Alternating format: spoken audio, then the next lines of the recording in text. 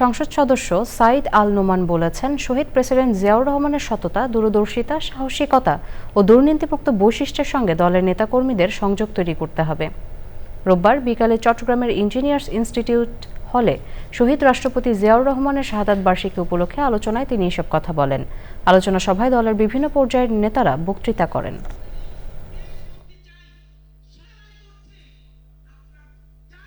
সর্বোচ্চ সততা নিয়ে যিনি নেতৃত্ব দিয়েছেন, যিনি রাষ্ট্র পরিচালনা করেছেন, যেখানে কোনো ডিবেট, কোনো বিতর্ক নাই, তিনি ছিলেন শহীদ প্রেসিডেন্ট জিয়াউর রহমান। অর্থাৎ সততায় তিনি একেবারে আমাদের কাছে একজন আদর্শ।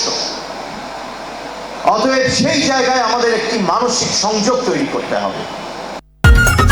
ঈদ লাগছে মনে, খুশির জোয়ার সবখানে, আর ঈদ লাগছে মনে, বিকাশ পেমেন্ট সবখানে।